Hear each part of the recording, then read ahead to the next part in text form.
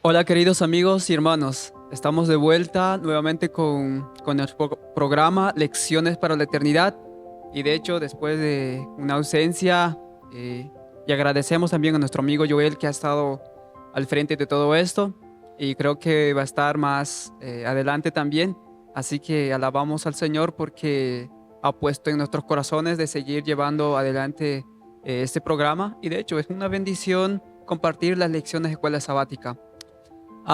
Y esta semana tenemos un estudio muy interesante y de hecho continuamos con más testimonios, así que va a ser muy interesante conocer acerca de cómo es que cuando se predica la verdad ocurren resultados increíbles. Quiero presentar a mis invitados, de hecho, y bueno. Tengo un nuevo invitado, pero quiero presentar a la que ya me acompañó muchas veces. Así que voy a darle la bienvenida a Polaine. Polaine, ¿cómo está? Hola Ronald, bien, contenta de estar una vez más aquí a compartir la palabra de Dios. Amén. Y bueno, ahora sí, tenemos a un nuevo invitado. El hombre que está a mi costado es justamente el hombre que la mayor parte está tras las cámaras. Y esta vez no va a estar tras las cámaras, es nuestro invitado especial, así que puede presentarse. Hola queridos hermanos, es un placer para mí estar aquí por primera vez y espero que esta lección pueda ser de gran bendición para cada uno de nosotros y que el Señor les pueda bendecir grandemente. Amén. Amén. Se olvidó de hecho de mencionar su nombre, él es Santiago y es un placer, ¿no?, tener también juntamente con nosotros compartiendo estas hermosas enseñanzas de la lección de escuela sabática. Bien, antes de entrarnos de lleno en el asunto, quisiéramos rogar al Señor su sabia dirección. Vamos a inclinar nuestros rostros y orar. Padre nuestro que estás en los cielos, te damos gracias por la oportunidad que permites de seguir compartiendo esas hermosas enseñanzas a través de uno de los evangelistas que es Juan, para que podamos seguir aprendiendo por qué razón escribió y qué nos enseña hoy para nosotros. Lo que más encontramos en el Evangelio son más testimonios y eso nos enseña que hoy también somos testigos de la muerte de Cristo, de la resurrección, de lo que hizo Cristo en la tierra. Quisiéramos ser testigos fieles como lo fue Juan, Señor. Y rogamos a la asistencia de tu Espíritu Santo en esta hora para que nuestras palabras no sean nuestras, sino inspiradas por el Espíritu Santo. Pedimos todo esto en el precioso nombre de Cristo Jesús. Amén. Amén. Bien. Ya vamos en la lección número 7 y hablamos, como ya mencioné al principio, el título que lleva es justamente Más testimonios acerca de Jesús. Lo interesante de esto es que mientras vamos desarrollando día por día, vamos a ver cómo es que la verdad que Jesús presenta causa división entre la multitud. Por eso les decía que causa siempre resultados cuando una verdad es predicada. Y es interesante porque en el libro de Juan, de hecho que es el texto de memoria que la lección nos regala, capítulo 12, versículo 32, Jesús mismo declaró y dijo: cuando yo sea levantado de la tierra, a todos atraeré a mí mismo. Es interesante, pero quizás al principio no entendieron los discípulos esta declaración, porque él dijo: cuando yo sea levantado de la tierra, atraeré a todos hacia mí. Y hasta este punto hemos visto nosotros muchos milagros que Jesús hizo, como lo explica Juan, señales que dieron evidencia que realmente Él era enviado de Dios. Y también podemos ver a través de cada capítulo que menciona el libro de Juan, por ejemplo, la lección nos menciona la curación del hombre junto al estanque de Betesda, que como resultado de aquella curación hubo división entre la gente. Algunos quedaron airados, los líderes especialmente, porque Jesús hizo este milagro. Y también podemos ver en la alimentación de los 5,000, cuando también hubo un rechazo de la mayor parte abandonar a Cristo, y apenas se podría decir unos pocos y los discípulos decidieron seguir a Cristo. Y de hecho, otra escena que también causó mucha división fue la resurrección de Lázaro. Así que vemos este tipo de resultados o dos tipos de respuestas. Una, un rechazo y odio acérrimo contra Cristo, y otro, una aceptación y una sumisión hacia Cristo. Así que vamos a desarrollar estos puntos durante cada día que vamos avanzando. Y el día domingo tenemos un estudio interesante que es acerca de, nuevamente, hablando del testimonio que da Juan el Bautista. Más ahora se centra en el capítulo 3. Así que la pregunta que nos regala la lección es: ¿de qué manera Juan el Bautista es comparada con Jesús? Yo quiero que mis invitados sean quien expliquen un poco sobre este asunto, en qué se parece Juan con el carácter de Jesús y qué enseñanzas, ¿no?, podemos sacar durante esta hora. Bien, puede comenzar cualquiera, ¿no? ¿Con la N o Santiago? Ok. Para eso vamos a leer en Juan 3, 26, que nos dice así.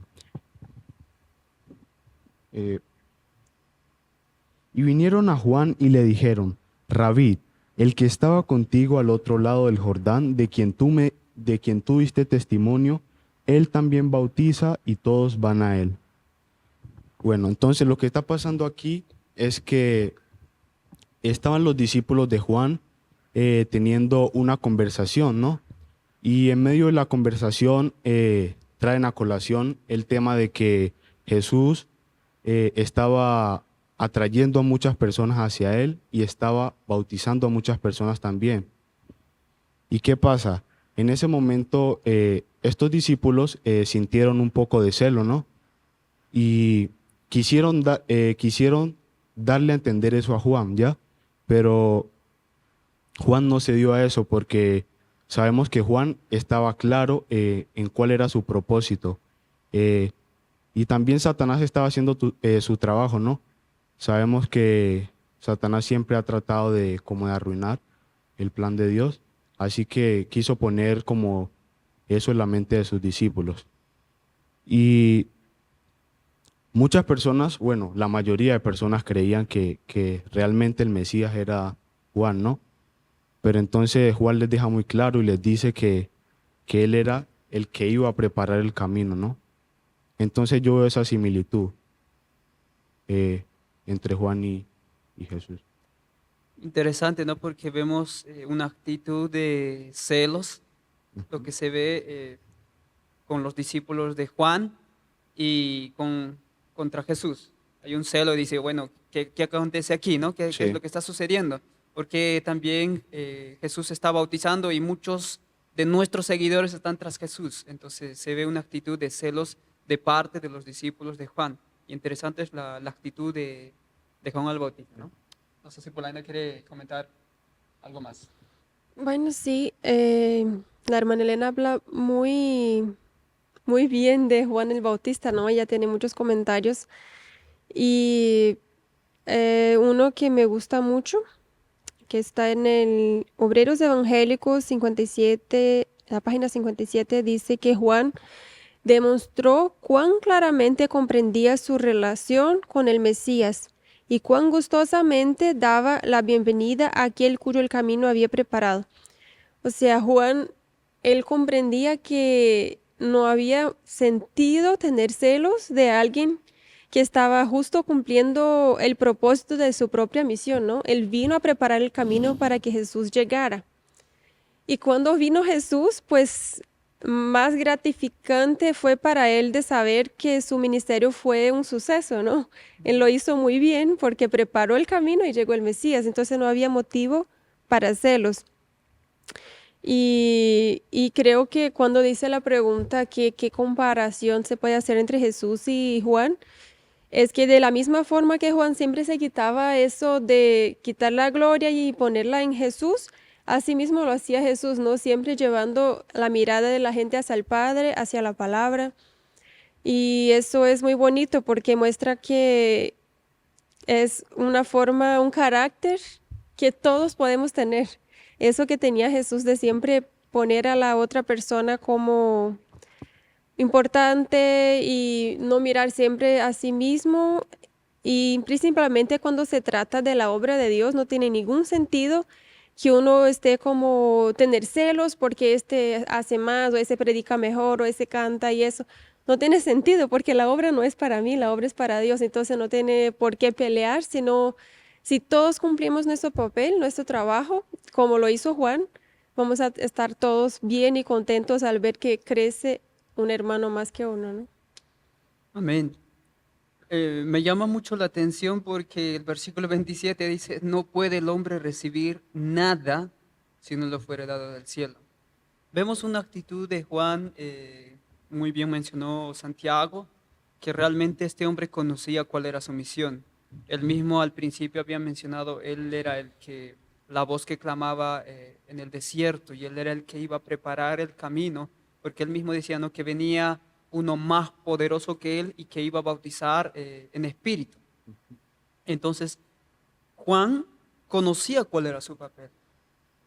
Y él mismo dice que, como versículos después menciona el versículo 28, vosotros mismos me sois testigos de que yo dije, yo no soy el Cristo, sino que soy enviado delante de él. Yo creo que al decir esto a sus discípulos, Juan dejó callado, porque él dijo, porque sus discípulos decían, pero ¿qué acontece aquí? ¿No? Hubo una discusión, dice, entre los discípulos de Juan y de Jesús. Y Juan dice, bueno, tranquilo, yo no soy el Cristo. Y yo mismo les he avisado eso, que yo no soy el Cristo. Y el versículo dice, sino que soy enviado delante de él. Y también menciona que eh, hace una ilustración de que dice, el que tiene la esposa es el esposo, mas el amigo del esposo que está a su lado y le oye, se goza grandemente de la voz del esposo. Así pues, mi gozo está cumplido. Y el versículo 30 dice, es necesario que él crezca, pero que yo mengue. Al leer estos versículos encontramos una actitud muy diferente al de Juan. Una actitud que está dispuesto a menguar, una actitud humilde, una actitud sumisa también con el Señor, que de hecho fue características esenciales de Cristo, humildad, sumisión. El mismo Jesús mismo declaraba que nada hacía por él mismo, sino que todo lo que el Padre enseñaba o le decía, Jesús hacía y hablaba. Y vemos esa misma actitud en el de Juan. Y me llama mucho la atención porque muy bien mencionaste, Polaine, de que ningún hombre en esta tierra, por más elocuente que sea, por más conocedor de las sagradas escrituras que sea, hace la obra si es que Dios no la ha impresionado. Dios ha dado una medida de luz a cada hombre para que pueda enseñar, predicar e instruir en toda justicia a la multitud. Mas sin embargo, esa luz no vino de ese mismo hombre. Fue Dios quien dio.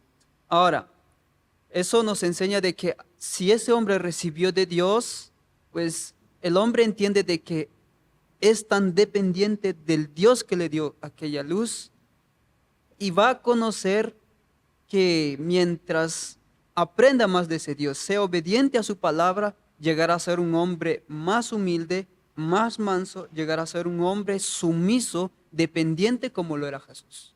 Jesús fue sumiso, obediente, abnegado, sacrificado. Fue esa misma actitud de Jesús. Y me llamó mucho la atención una cita que es nuestra elevada vocación, cuando habla de no confiar en nuestra comprensión humana, pero no quiero leerlas todas. Yo quiero leerlas apenas, resaltarlas la última parte, que dice que nuestros afectos, esto ocurre cuando nosotros dejemos de mirarnos a nosotros mismos, dejemos de centrarnos en nuestro yo, en nuestro orgullo, en nuestra exaltación propia, sino que empecemos a mirar a Cristo. Entonces, nuestros afectos, cuando empezamos a mirar a Cristo, cuando empezamos a centrarnos en Él, nuestros afectos se centrarán en Jesús. Nuestros pensamientos serán, dice, poderosamente arrastradas hacia el cielo. ¡Wow! Si Juan tuvo que experimentar y expresar aquella expresión de que es necesario que yo mengue y él crezca, sin duda fue esto su sentir. Se centraron sus afectos en Jesús. Sus pensamientos fueron arrastrados hacia Cristo. Entonces, cuando ocurre esto en nuestra vida, sucede esto, Cristo crecerá y nosotros menguaremos.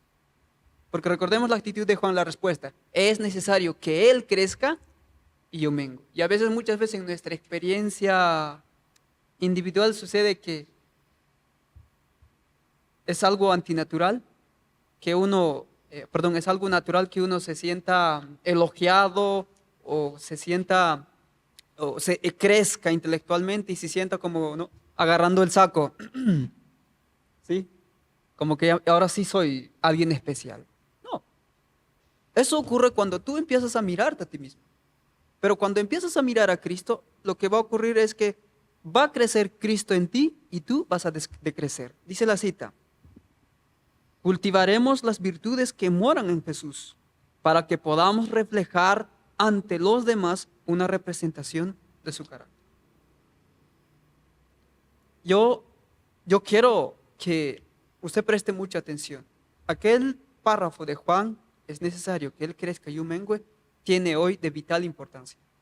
Y eso ha de ser en nuestra experiencia diaria. Es necesario que Cristo crezca, yo no. Tú apenas eres un instrumento de Dios. Pero en ti ha de reflejarse perfectamente Cristo. Y si quieres que Cristo se refleje perfectamente, entonces déjalo a Cristo crecer en ti. No sé si querían mencionar más algo, porque Sí. yo quedé impactado por esas expresiones de la cita. Ahorita, pensando en lo que tú decías, se me viene a la mente una pregunta, ¿no? ¿Cómo mantener la humildad en este tiempo en el que estamos? Me sorprende Juan, o sea, Juan era un hombre lleno del Espíritu Santo, ¿no? Por lo tanto, eso fue lo único que hizo que él se pudiera mantener humilde, ¿no? Porque nosotros en este momento podemos decir, no, yo soy humilde, pero entonces nos llega la prueba y hasta ahí llega la humildad, ¿no? Entonces es muy importante que nosotros dejemos de mirarnos a nosotros, como tú decías, y poner nuestra vista en Dios, que es el único que puede efectuar ese cambio, ¿no? El único que puede poner esa humildad en nosotros. Amén. Bien, ¿quería mencionar algo más? No podemos Ok. pasar. El siguiente día habla también acerca de, aún continuamos con la historia de Juan el Bautista del versículo 32 para adelante, que es título que dice una nueva concepción acerca del Mesías. De hecho, no le hemos leído los versículos completos, pero Juan sigue expresando acerca del testimonio que atestigua de que Cristo es el enviado de Dios, ¿no? Ahora, la pregunta es esta: ¿qué dice Juan el Bautista de Jesús que la gente no esperaba oír acerca del tan anhelado Mesías?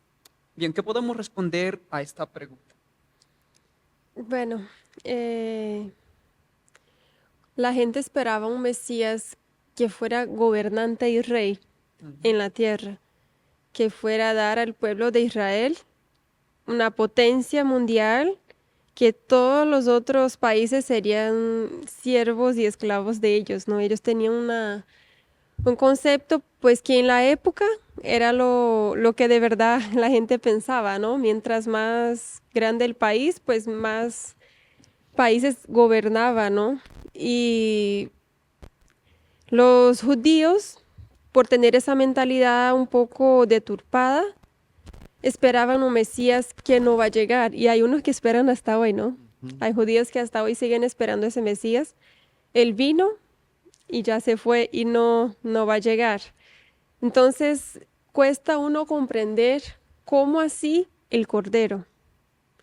Esa palabra, esta expresión era muy común para ellos porque ellos sacrificaban corderos todos los días. Sí. Y que Jesús viniera, el Mesías viniera como un cordero que venía a quitar el pecado del mundo.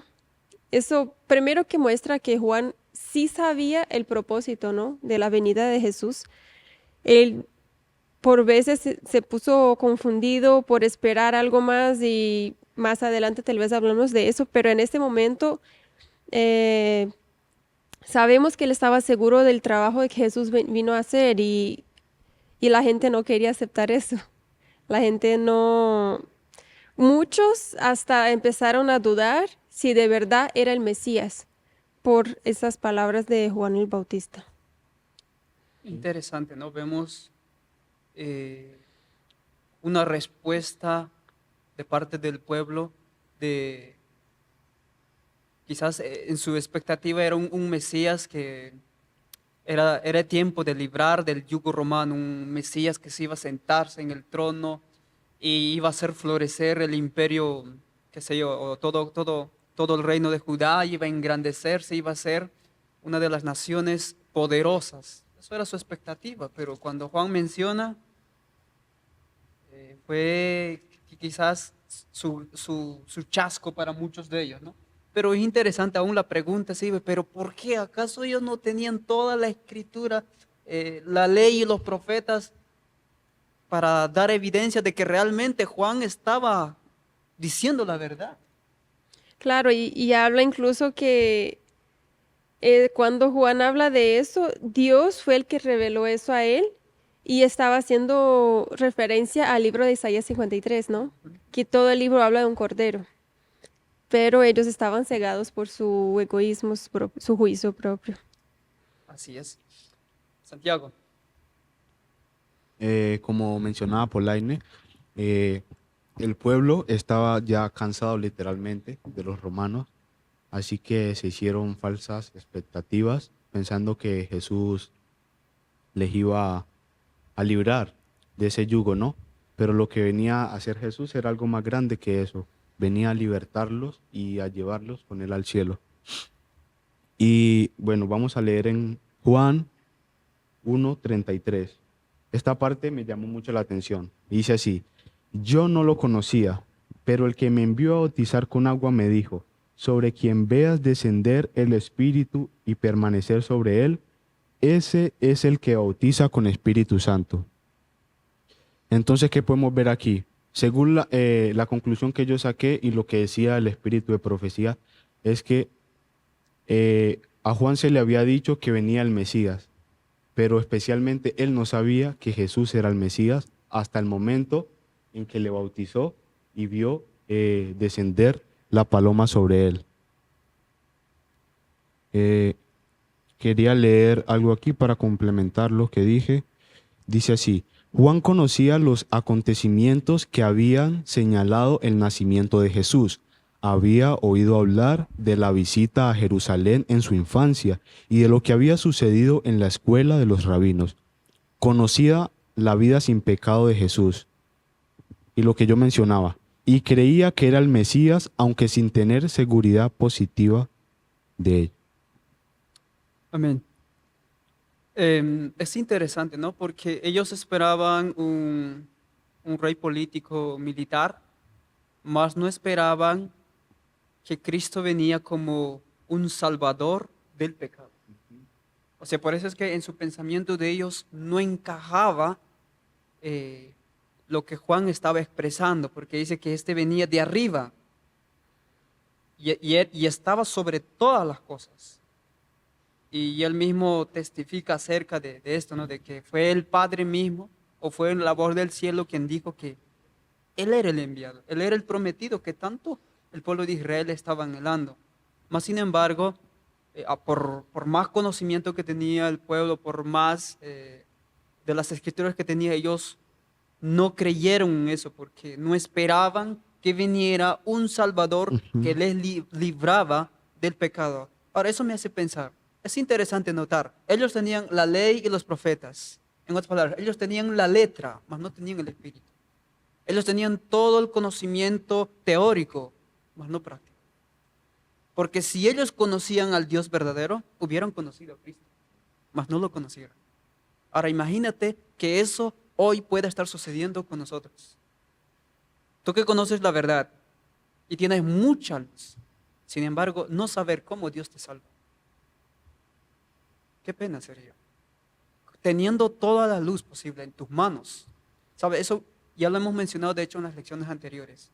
Individualmente usted necesita una comprensión de la verdad sobre las Sagradas Escrituras. Porque una de las doctrinas principales que el cristianismo tiene es acerca de la cruz de Cristo, acerca de la salvación, de que cómo somos salvos por Cristo. Aún muchos tienen la idea de que somos salvos por obras incluso. No, la salvación es por fe, pero ¿cómo se efectúa eso? ¿Cómo yo soy beneficiado por lo que hizo Cristo? Necesitamos conocer individualmente. Y muchos de estos personajes que vivían en tiempos de Jesús, de muchos de ellos su fe estaba basada en lo que enseñaban los líderes. Hay una historia, no lo quiero compartirlo tan ampliamente, pero lo que escribió Flavio Josefo acerca de por qué razón los judíos rechazaron a Cristo. Y de hecho tiene que ver mucho con la mezcla que ellos hicieron antes de que Jesús viniera a la tierra, cuando enviaron a muchos de sus hijos a Alejandría y de esa manera ellos se puede decir, recibieron una educación filosófica, rompieron sus barreras que tenían antes para no reconocer a Cristo. Cuando llegó el momento de la aparición de Cristo, ellos no pudieron reconocer porque esperaban un Cristo político y un Cristo gobernante, mas no como un salvador personal del pecado. Y vemos, hasta aquí que hemos estudiado, vemos que aún ellos no aceptan por más que un profeta, porque a Juan sí le tenían mucha estima. Juan se había ganado el respeto de la multitud de su tiempo. Mas sin embargo, aún ni siquiera creen a él. Así que es interesante. Hoy podríamos repetir aquella misma historia. Bueno, vamos a seguir continuando con la siguiente lección, que es el día martes, que habla acerca de la aceptación y el rechazo. La lección se centra en el capítulo 6, aunque ya se ha mencionado a grandes rasgos, mas sin embargo nos detenemos aquí un poco. La pregunta es esta: ¿qué dijo Jesús que resultó difícil de aceptar para la gente? Bueno, esto es una interesante. Jesús les dio satisfacción del apetito y ellos querían aún mucho más.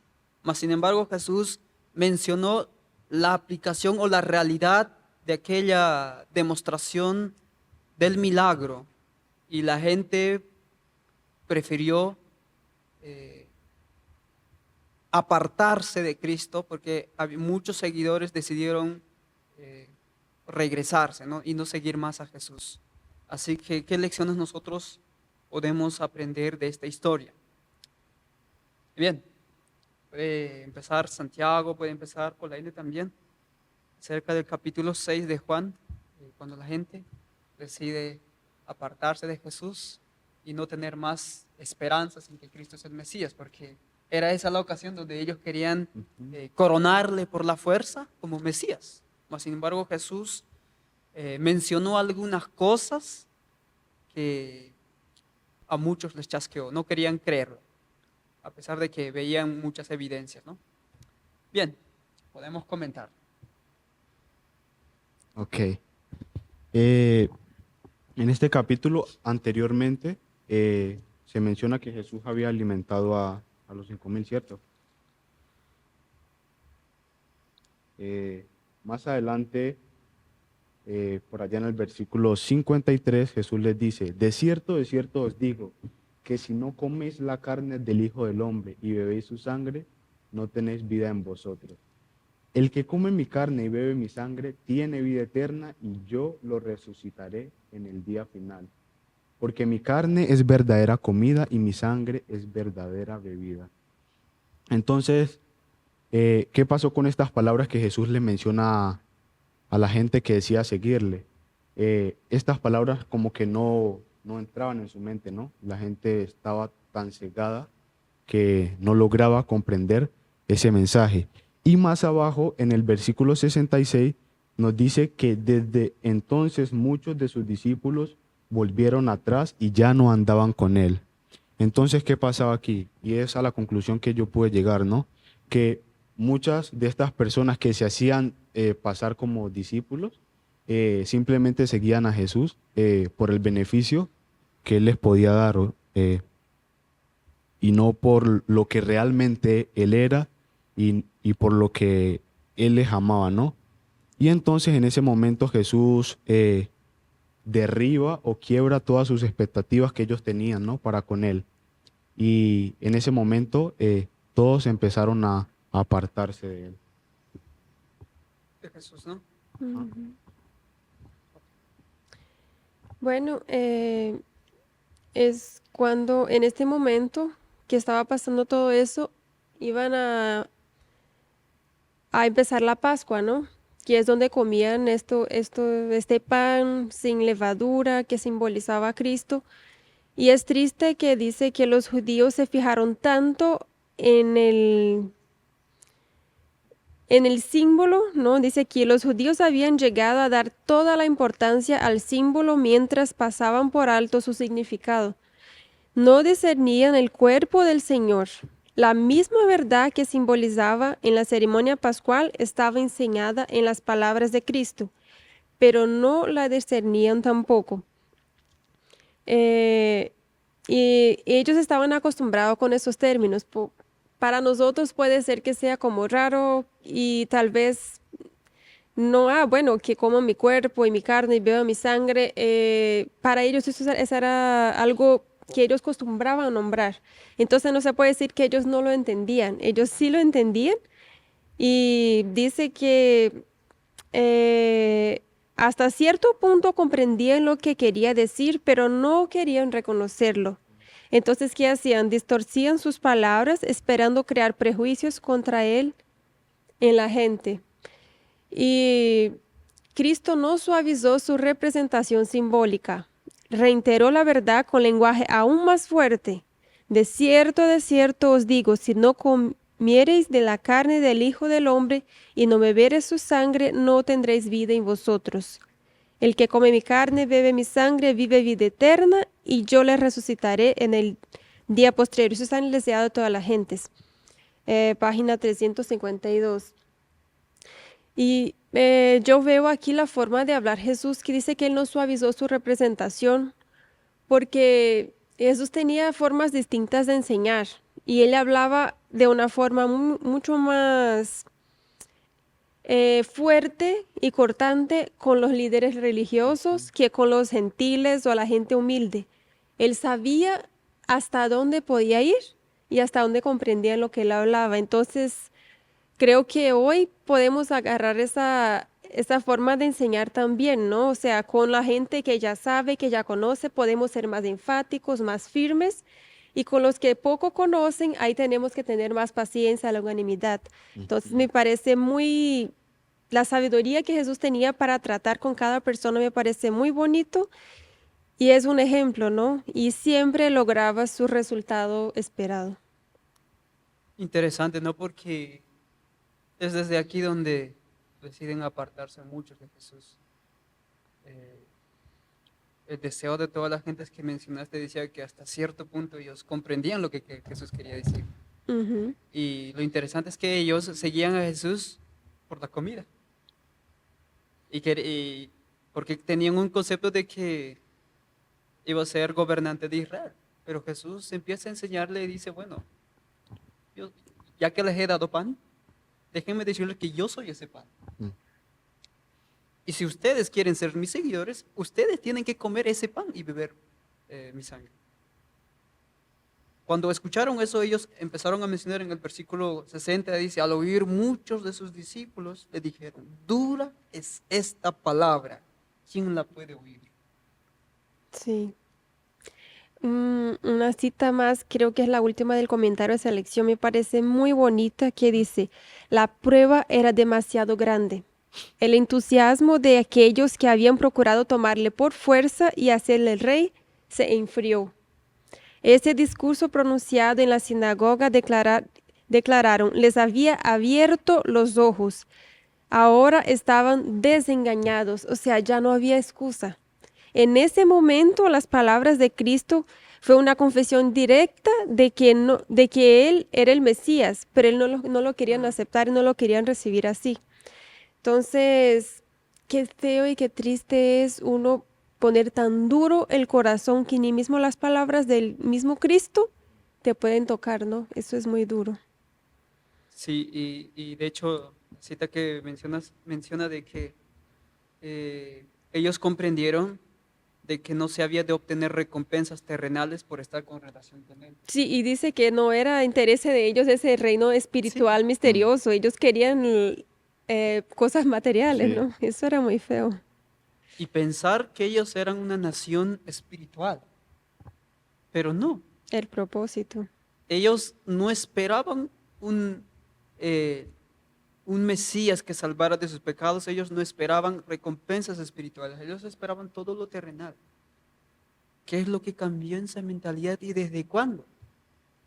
Investigar eso y a profundizarte en eso te va a ayudar, y yo estoy seguro te va a ayudar a verte de que realmente tú también, tú y yo podemos ser ese mismo judío. sí. ¿Saben? Los versículos terminan porque Jesús tenía una multitud que le seguía y ahora toda la multitud se iba. Yo me imaginaba un maestro que había conseguido, que había alimentado por el momento, estaba tan alegre, pero como él era hijo de Dios, él conocía las intenciones de los corazones de los que le seguían. Y cuando dio esta enseñanza de que era necesario que ellos, si querían obtener la vida eterna, debían comer su sangre, decidieron irse muchos. También dice sus propios discípulos murmuraban. Y Jesús fue directo y le preguntó a sus discípulos en los siguientes versículos, dice, ah, está en En versículo 67. 17. Dijo entonces Jesús a los 12, ¿queréis acaso iros también vosotros? Wow. Jesús vio realmente esa inquietud en sus discípulos o quizás ese desánimo diciendo, wow, entonces, sin duda alguna Jesús está declarando que no es el Mesías que esperamos, ¿no? Que, bueno, Él no nos quiere dar posesiones terrenales. Y Jesús dice, bueno, ya que otros también se van, quieren irse también ustedes. Y la respuesta que gracias a la ayuda del Espíritu Santo que da Pedro es esta. Respondió Pedro y dijo, Señor, ¿a quién iremos? Tú tienes palabras de vida eterna. Wow. Cuando yo vi esta respuesta dije, Señor, si al menos yo haya errado hasta aquí, quisiera expresar como Pedro, ¿dónde voy? No tengo lugar a donde ir.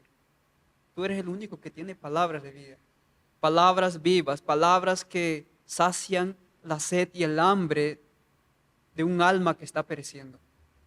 Tú tienes palabras de vida y de hecho tú y yo conocemos esas palabras y tenemos en nuestras manos las palabras y están en las Sagradas Escrituras. Mm, Y yo creo que esta es una enseñanza grande para nosotros, ¿no? De que si queremos obtener la vida eterna, necesitamos participar de la naturaleza divina. Cristo vino a enseñar eso, de cómo participar de aquella naturaleza divina. Y es necesario que aquel hombre que quiera participar de la naturaleza divina, es necesario que coma todos los días la carne de Cristo, que es a través del estudio de las Sagradas Escrituras. Y que beba también de aquellas fuentes de agua pura que emanan del cielo. Necesitamos familiarizarnos sin duda alguna con las Escrituras. No sé si ustedes se han dado cuenta, pero todas las lecciones de escuela sabática que están viniendo de los evangelios se están enfocando en el estudio individual que debemos tener para no repetir las mismas historias que el pueblo judío. Necesitamos tener un escudriñamiento profundo de las Sagradas Escrituras, porque sin eso siempre vamos a confiar nuestras creencias en lo que enseñan nuestros dirigentes, los líderes, los pastores. Y ese fue el error del pueblo judío. Así que no necesitamos repetir ese mismo error. Necesitamos un estudio diligente para saber en lo que creemos. Eh, Santiago, quería mencionar algo Quería más. mencionar algo sobre Pedro y era que, pues Pedro verdaderamente entendió que con Jesús lo tenía todo, ¿no? Mm. Y bueno, habían vivido muchas cosas. Pedro había visto a Jesús hacer milagros y él entendió que volver atrás sería un gran error después de todo lo que habían pasado, ¿no? Y aquí también se nos habla de la mayoría, de la multitud.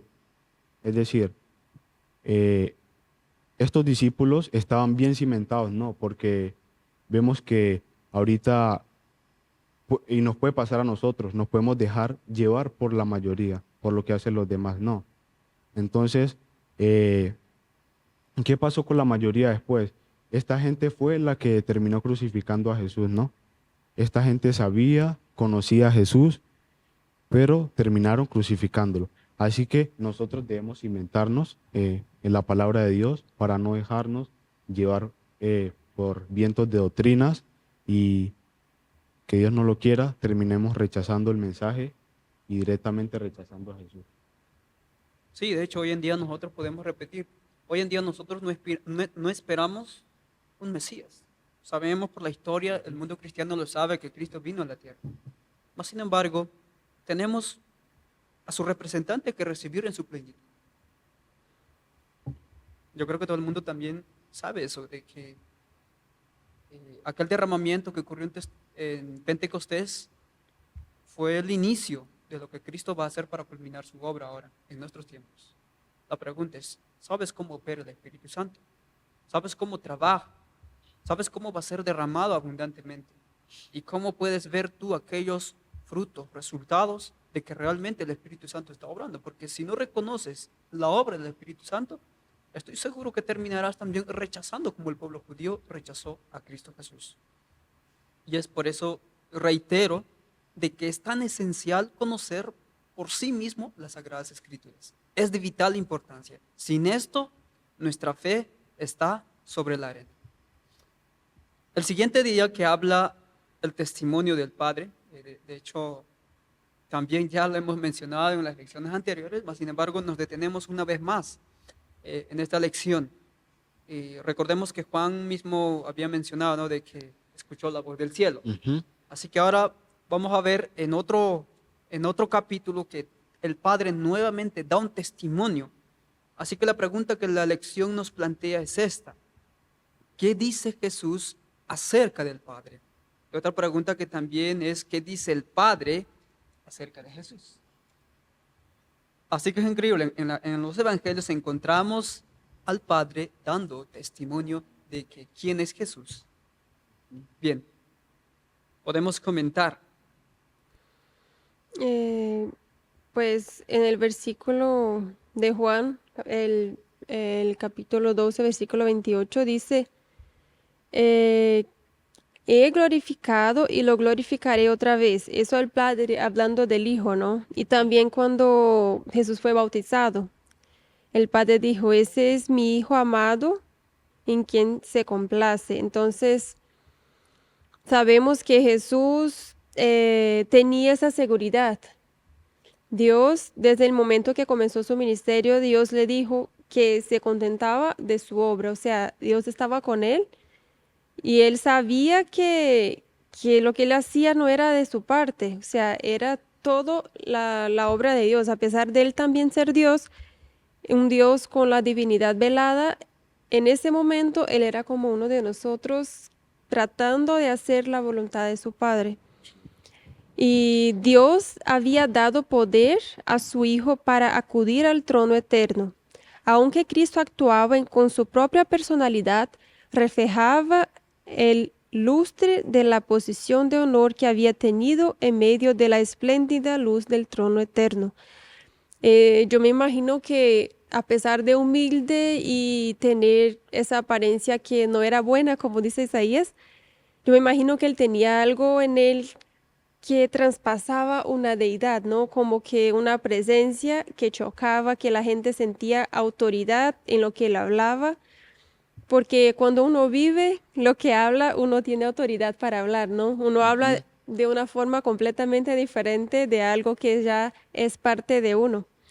Entonces, ese poder que Dios le impuso a Jesús, eh, él lo usaba como el poder que Dios nos da también, ¿no?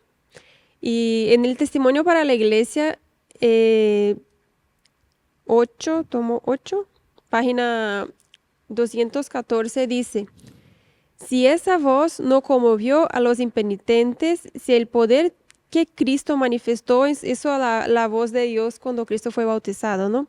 Si el poder que Cristo manifestó en sus poderosos milagros no hizo que los judíos creyeran, no debiera sorprendernos demasiado descubrir que los hombres y mujeres de ahora están en peligro de manifestar la misma incredulidad que demostraron los judíos, de cultivar el mismo entendimiento pervertido.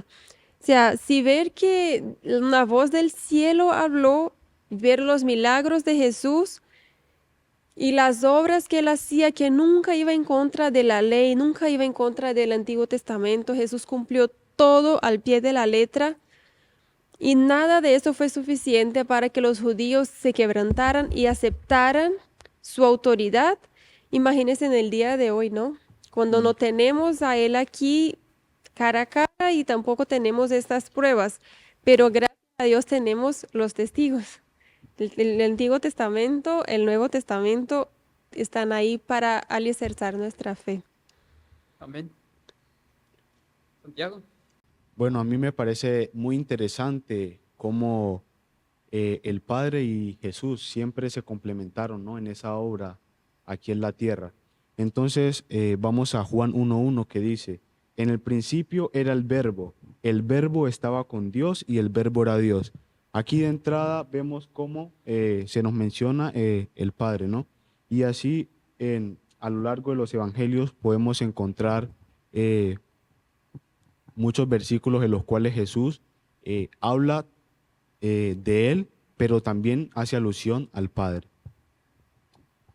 Bien, es interesante porque vemos en este día, que es el día miércoles, el testimonio del Padre. Jesús mismo había mencionado en el capítulo 5, verso 36, de que nunca nadie había oído una voz, pero en aquella ocasión de su bautismo escucharon una voz y era la voz del Padre que mencionó dando testimonio que realmente Cristo era el enviado, en quien Dios se complacía en él.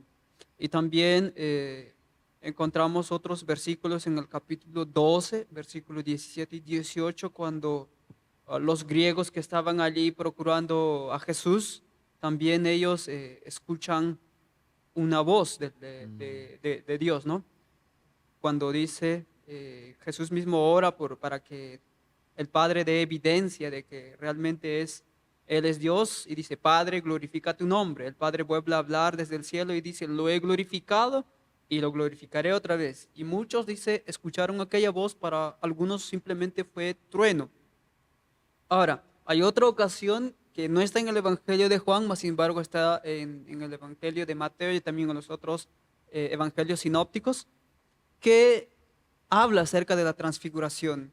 Cuando declara en capítulo 17 de Mateo, dice el Padre da un testimonio, dice, mientras él aún hablaba, una nube de luz los cubrió y he aquí una voz desde la nube que decía, este es mi Hijo amado en quien tengo complacencia.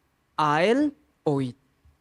Se imagina, el Padre dando testimonio. Esto justamente se apareció en el monte y eran 3 de sus discípulos de Jesús. Y el Padre le dijo, a él oíd. Porque en Cristo hoy, este es mi Hijo amado en quien tengo complacencia. Así que vemos en las Escrituras el Padre también dando evidencia o testificando realmente de que quién era Cristo. Y vemos a Jesús también testificando que el Padre mismo había dado evidencia de él. En las semanas anteriores muchas veces mencionamos de que Jesús decía, bien, yo no hablo de mí mismo, pero mis obras testifican de quién soy yo.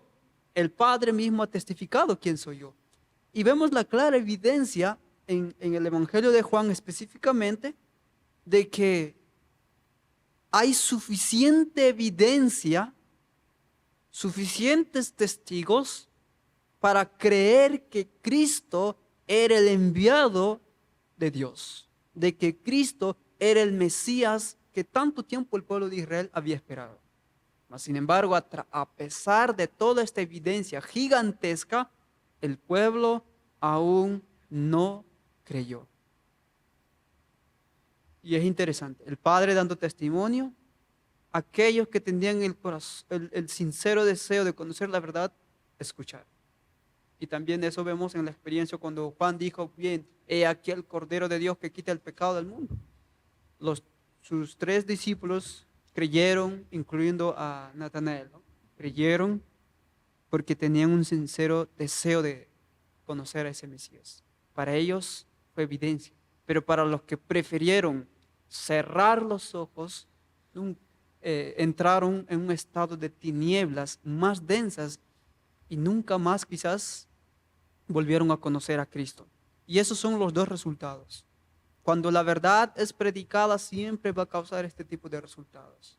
O es un rechazo absoluto a la verdad, cerrando aún la conciencia por completo, de esa manera pecando contra el Espíritu Santo, o una aceptación sincera y siendo transformados por esa verdad. Son 2 resultados que va a causar aún en nuestro mundo. Y al final nosotros sabemos que va a haber solo 2 grupos, 2 tipos de resultados. Así que, ¿por cuál camino vas? No lo sé. Yo creo que tú eres consciente por dónde estás caminando. El último día nos habla del testimonio de la multitud. Así que vamos a hablar un poco más de este. La pregunta es, y esto ocurre justamente, si no me equivoco, en la fiesta de los tabernáculos, ¿sí? Ujú. Y dice, la pregunta que nos regala es, ¿cuál fue la respuesta de muchos de ellos? La lección se centra en el capítulo 7 del 37, versículo 37 al 53. Bueno, ¿cuál fue la respuesta del pueblo en aquella ocasión? ¿Y qué lecciones podemos sacar? Y de hecho es el último día, ¿no? Bien, Vamos a nuestras Biblias y vamos a buscar en el libro de Juan 7:37, que nos dice así: en el último y gran día de la fiesta, Jesús se puso en pie y alzó la voz diciendo: si alguien tiene sed, venga a mí y beba. El que cree en mí, como dice la Escritura, de su interior brotarán ríos de agua viva. Entonces, esta declaración que hace Jesús en la fiesta fue una declaración que causó, por decirlo así, mucho revuelo entre la gente, ¿no? Porque hubieron unos que realmente les tocó esa frase, como dice aquí en el versículo 41, 40. Entonces algunos de la multitud, oyendo estas palabras, decían: verdaderamente este es el profeta. Y otros decían: este es el Cristo. Pero entonces ahorita viene la otra parte, que eran las otras personas que aún estaban con el corazón duro, que dice así: ¿de Galilea ha de venir el Cristo? ¿No dice la Escritura que de la descendencia de David y de la aldea de Belén, de donde era David, ha de venir el Cristo? Entonces hubo división entre la gente a causa de él, y algunos de ellos querían prenderlo, pero ninguno le echó mano. Entonces aquí podemos ver cómo un puñado de gente pudo reconocerle, pero habían otras personas que sí, o sea, que sí entendieron lo que el Señor quiso decir, pero entonces pusieron sus corazones duros, ¿no?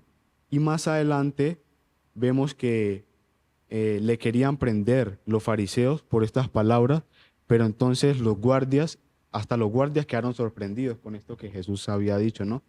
Y entonces los fariseos le preguntan a los guardias que por qué no le habían prendido. Y los guardias responden: jamás hombre alguno ha hablado como este hombre. Entonces me llama la atención el ver cómo Jesús hablaba, ¿no? Esas palabras que Jesús hablaba no eran palabras normales, eran palabras que tocaban, que llegaban al corazón. amén. Es interesante notar porque es aquí donde dice cuando Jesús mencionó acerca de esta agua de vida, donde dice, disensión entre la gente a causa de él, donde se pudo ver literalmente una división en masas, tanto de la multitud y aún de los líderes religiosos, de los alguaciles, como menciona, que entre ellos hubo una disensión. Algunos decían de que, bueno, ¿será realmente este es un profeta? Algunos decían, no, de Galilea ha de venir acaso el Cristo. Y hubo así una disensión y parece haber de que también algunos no sabían nada, ¿no? Entonces, lo interesante es que el grupo que supuestamente tenía el conocimiento, con sus afirmaciones de decir de que no puede venir nada bueno de Galilea, ellos arrastran a una multitud también. O sea, es increíble la influencia que uno puede tener sobre los que no conocen la verdad o su fe no está basada en un firme fundamento. Porque muchas de esas personas, su fe está basada en la enseñanza de sus líderes. Y cuando sus líderes se desvían o dan una respuesta, se puede decir una respuesta directa, negándolo de que no lo es, pues los restos simplemente dicen, bueno, el líder dijo que no lo es, así que no es necesario creerlo. ¿Y a dónde arrastró? Imagínate. ¿Qué enseña eso? De que si tienes disposición de escudriñar por ti mismo, vas a conocer lo que es la verdad. Pero si tu fe está basada en tus líderes, nunca conocerás la verdad. Es la dura realidad. La multitud fue arrastrada por sus líderes. Por más que uno pueda ser sincero, pero mi líder conoce mucha verdad. Mi líder todo el tiempo ha predicado. Pero cuando venga la hora de la prueba, cuando se manifieste el poder de Dios obrando en hombres sencillos o en hombres que no son tan elocuentes, muchos no van a reconocer la obra de Dios en nuestro tiempo. Así que para mí, sin duda alguna, esta es una enseñanza clara de que Dios tiene su manera de trabajar. Dios tiene y está dispuesto a mostrarle toda la evidencia al que tiene deseos de conocer la verdad. No sé si quería mencionar también por ahí. Pues cuando los israelitas se reunían para la fiesta de las cabañas, ellos hacían 7 días de fiesta y conmemoraban todo el tiempo que andaban en el desierto. Y uno de sus ritos, una de las cosas que ellos conmemoraban era cuando Moisés golpeó la roca y eso salió agua. Y ellos conmemoraban eso en la fuente de Siloé, que ellos colocaban un recipiente de oro y de ese recipiente brotaba agua. Y la gente venía, los que podían, ¿no? Porque era una multitud muy grande, los que podían llegar querían beber de esa agua porque era como parte del rito de la fiesta.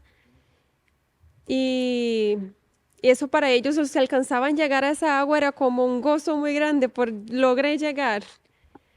Y aquí en Patriarcas y Profetas dice que el Salvador se utilizó de este símbolo para dirigir la atención del pueblo a las bendiciones que él había venido a traerles.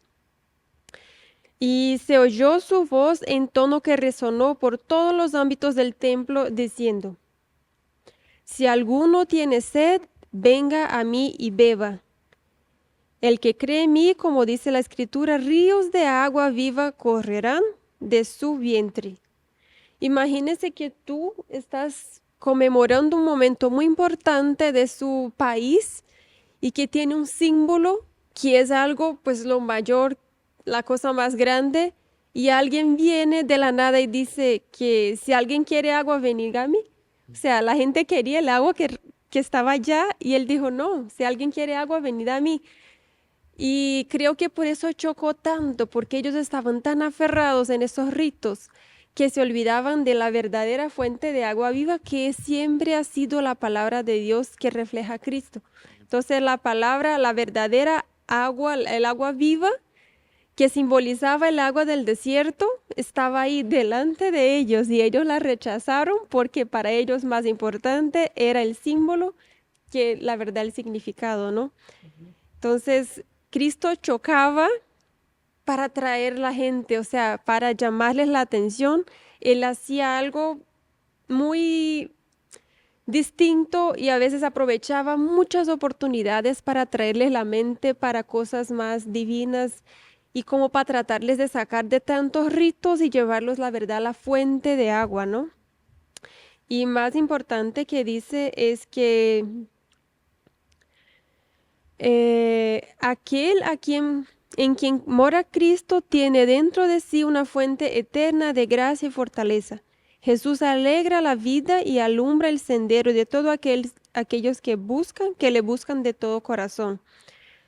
Esa es la parte más bonita porque es una fuente que no se agota, pero solo podemos llenarnos cuando nos vaciamos. O sea, la gente tiene que ver en nosotros una fuente de agua viva también, porque recibiendo agua de Jesús vamos a brotar agua viva para la gente. Y ahí sí no vamos a tener esta agua sucia, ¿no? El agua es limpia cuando corre, cuando fluye. Y eso me parece muy bonito. Y hablando del poder de esa agua, en nuestra elevada vocación dice, cuando habéis bebido una vez de esa fuente, no andaréis procurando apagar vuestra sed en las cisternas rotas de este mundo. No andaréis averiguando cómo podéis encontrar más placer, diversión y entretenimiento. No, porque habréis estado bebiendo de las corrientes que alegran la ciudad de Dios, entonces vuestro gozo será pleno. Entonces, que eso sea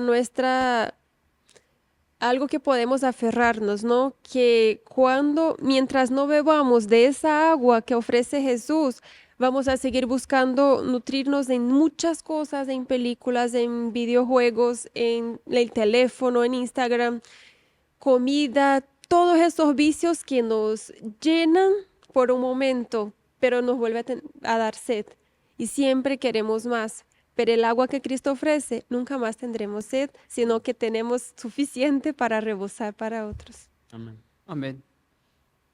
Ah, Jesús mismo dijo que esa agua era el Espíritu. Sí, Es interesante, porque es el Espíritu Santo el que nos da a conocer que realmente estamos en una condición deplorable. El Espíritu Santo es el que nos convence de pecado, pero a la misma vez que nos convence y recorremos un arrepentimiento, nos llena de justicia. Tenemos nuevos deseos, nuevos motivos, nuevas ambiciones, nuevos hábitos adquirimos, y eso es tener agua de vida. Porque dice, si alguno bebe de esas fuentes de agua, es el agua viva, correrán ríos de agua viva. Y Jesús dijo eso y no simplemente dice riachuelos, ríos de agua viva. Cuando menciona ríos, yo me imagino acá en América que tenemos el río más grande, el río Amazonas. Correrán ríos de agua viva. Si tú bebes de la fuente de agua viva, que es Cristo, entonces vas a ser una influencia poderosa, vas a ser una respuesta, vas a ser una ayuda para el necesitado, vas a ser una luz en este mundo, vas a ser esa sal de esta tierra. Y es la voluntad del Señor que seamos esas fuentes de aguas vivas. Ahora, otro interesante personaje que aparece aquí es que cuando ellos escucharon lo que Jesús dijo que debieran beber del agua o de la fuente de la vida eterna, muchos de ellos regresaron a los fariseos y dijeron, cuando empezaron a contar realmente, no, este sin duda alguna, ellos dijeron, no, este realmente es un profeta. Y incluso algunos dijeron, bueno, nunca hemos escuchado a hombre alguno hablar de esa manera. Y los fariseos le dicen, bueno, también vosotros habéis sido engañados. ¿Acaso ha creído en él alguno de los gobernantes o de los fariseos? Imagínate esa declaración. ¿Cuánta influencia tiene esa declaración sobre las mentes que no están fundamentadas en la verdad?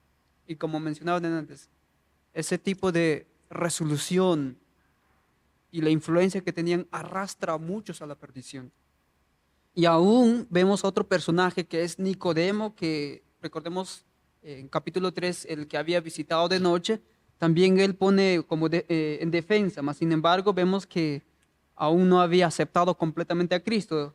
Dice, les dijo Nicodemo, el que vino a él de noche, dice, ¿juzga acaso nuestra ley a un hombre si primero no le oye y sabe lo que ha hecho? Y mira cómo le dicen, ¿eres tú también Galileo?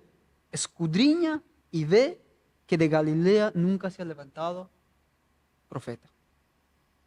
Y yo me imagino esas palabras a Nicodemo sacudiéndole, diciendo, bueno, en serio que estoy equivocado.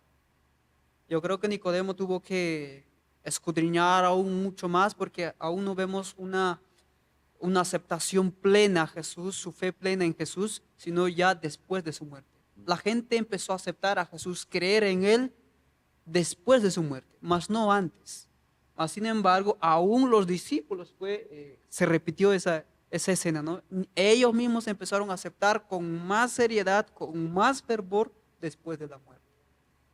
Y a través de la historia o de la lección de esta semana podemos aprender de la actitud de Juan, una actitud sumisa, abnegada, y el testimonio que él mismo da. Nosotros hemos sido sin duda alguna llamados a dar también testimonios de la verdad. Hemos sido llamados a ser una influencia positiva en este mundo que es tan negativo. Necesitamos ser esas fuentes de aguas vivas que den sanidad o que podamos ser esos canales donde puedan llegar las bendiciones al que está tan sediento. Y el Señor, de hecho, nos hace esa invitación. Tenemos que serlo esos individuos. Pero para llegar a ser una bendición para los demás, necesitamos beber antes de la fuente de aguas vivas. Todos los días. Tenemos las Sagradas Escrituras. Yo no sé cuánto tiempo pasas estudiando las Sagradas Escrituras, cuánto tiempo te das en tu meditación. Y otra cosa importante, si es que estudias, también necesitas testificar. Necesitamos que la verdad se esparza al mundo entero. Necesitamos ser una influencia. Y ahora es nuestro tiempo. Porque si solamente te llenas de conocimiento, sin ponerlo en práctica, sin duda alguna terminarás también como los judíos. Y Dios no quiere eso. Ya nos ha enseñado que las historias que se escribieron antes, para nuestra enseñanza se escribieron, a fin de que por la paciencia y la consolación tengamos tú y yo esperanza y que podamos ser realmente lo que Dios quiere que seamos. Hijos de Dios, hijos de la familia real, fieles portestandardes. Es la invitación del Señor. No necesitamos repetir la historia del pueblo de Israel. Necesitamos cumplir la profecía de Apocalipsis 14. Que el Señor les pueda bendecir y yo les animo a que usted estudie las Sagradas Escrituras como nunca antes, escudriña, medita, investiga y también ayúdanos a compartir estas hermosas enseñanzas de lecciones para Santa. Dios le bendiga. IAG, juntos avanzaremos.